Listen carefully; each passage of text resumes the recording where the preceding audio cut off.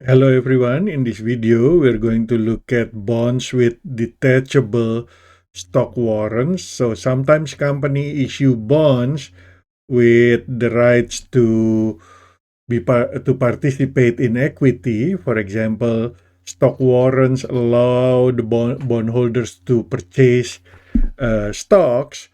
And in the next video, I'm going to talk about convertible bonds that allows the bondholders to convert their bonds into equity or common stocks. Okay, so these detachable stock warrants are give the opportunity for the bondholders to purchase stocks at a certain price. Okay, so for example, Grand Company sold $800,000 of 12% bonds at 101 or $808,000. Each $1,000 bonds carried 10 warrants, and each warrant allows the holder to acquire one share of $5 per common stock for $25 per share. So the price that the bondholders need to pay is $25 per share. After issuance, the bonds are quoted at $99. So we should be able to separate between the value for the bonds and value for the warrants or the rights to purchase the stock and report it as part of the equity additional paid in capital. Grand calculates the values assigned to each security as follows.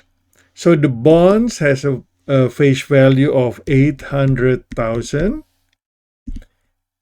and it was quoted 101. Okay, so 101 divided by 100 times $800,000, that's $808,000. Okay, first we need to calculate the number of bonds. So we have $800,000 par. If we divide by 100,000 bonds, we will get about 800 units.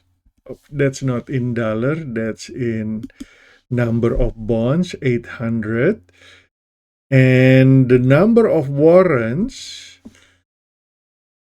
so each $1,000 bond carried 10 warrants. So number of warrants is 10 for each $1,000 bonds, because there are 800 $1,000 bonds. We multiply by 10. So there are 8,000 warrants. Okay. Now, after the issuance, the bonds are quoted at 99 X rights. That means without the rights attached. So this is just the pure bonds without the warrants. It was quoted 99. That means 99 divided by 100 times 800,000, $792,000 at discount. And the price for the warrants is $3 each. So $3 each. There are 8,000 of them. So 3 times 8,000. So the value of the warrants is about 24,000. The value of the bonds is 792,000. That's the bonds without warrants. This is just the warrants. Okay, so we can calculate the two combined, the total value of the bonds with warrants, 816,000, and we can calculate the proportion or the percentage. So 792,000 out of 816,000. The bonds without the warrants is 97.06% of the total. On the other hand, the warrants, 24,000 divided by 816,000 is 2.94%. And we can add those two just to check that the total is 100%. So 97.06% is the value of the the bonds without warrants, and 2.94% is the value of the warrant. Now, when the issue price is 808,000, we need to know how much should be allocated to bonds and how much should be allocated to warrants. Okay, but we already have the percentage.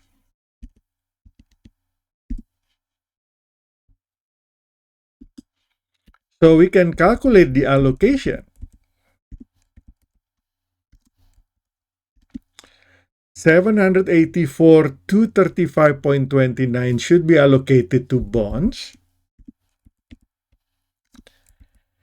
And 23,764.71 should be allocated to the warrants. Okay, so the bonds has a discount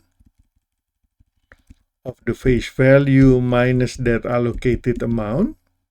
15,764.71 is the discount. And we can calculate the value for each warrant. There are 8,000 of them. It's about $2.971. That's the value for the warrants. Okay, so when we issue the bonds, this is what we need to do. So we will get cash $808,000.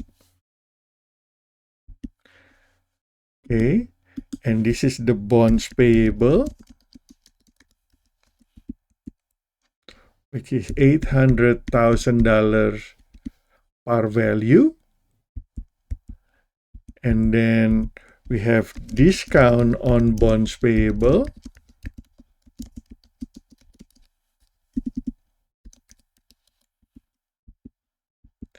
The discount is 15,764.71.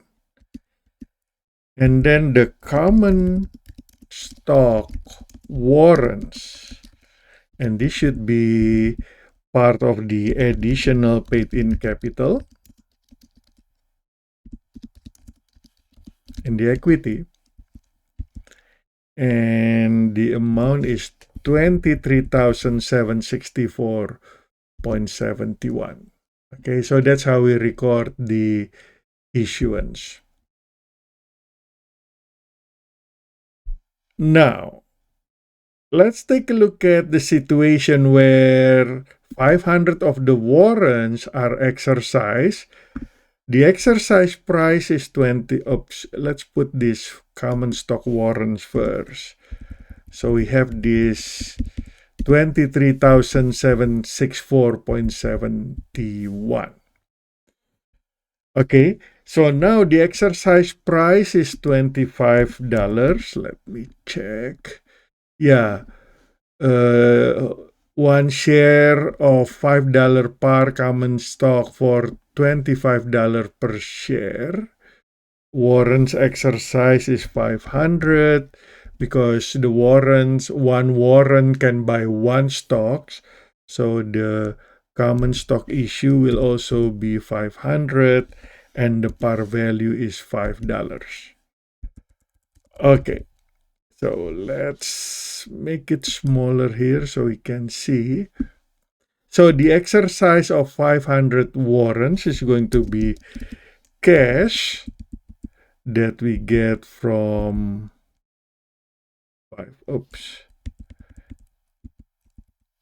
equals $500 times the exercise price, $25.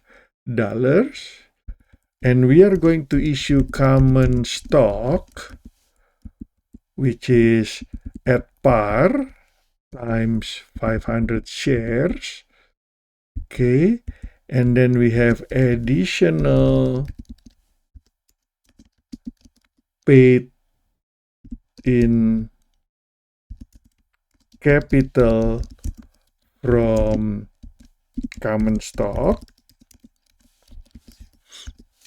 Okay, and then this is going to be the common stock warrants that are exercised.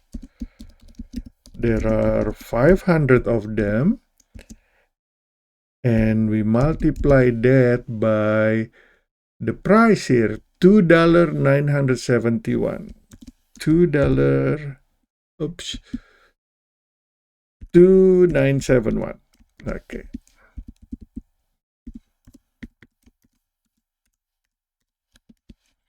$1,485.5. There will be a rounding difference there, or we can just calculate 500 times that one to be accurate. So don't worry about the slight difference there. Okay, so it's going to be the additional paid in capital is 12,500 plus 1,485.29 minus 2,500. So there is an additional paid in capital of 11,485.29. And then we have to deduct these common stock warrants. And if we want to know how much the total, okay, so we calculate the sum of the credit minus the sum of the debit. If you use calculator, you just deduct this minus this, you get 22,279.41. And then we have to take care of because there are 8,000 warrants, only 500 was exercised. So that means we still have 7,500 warrants that are expired. So this will be 0 here. So we want to put common stock warrant. This is for the 7,500 expired. Okay, so we put this amount here, 22,279.41. So when we put it here, it will become 0. We no longer have common stock warrants from these bonds. And then we have to put additional paid in capital from expired warrants. So that's an additional paid in capital because remember when we sold the bonds at this $808,000, we received money from the fact that the bonds carried equity component, which is the warrants. Okay, so now they are expired. This is going to become our additional paid in capital from expired warrants. So that's how we treat the detachable stock warrants and the bonds. So we calculate the ratios based on the value, and then we use those ratios or percentage to calculate how much to be allocated to the bonds without warrants and the common stock warrants. Thank you for watching.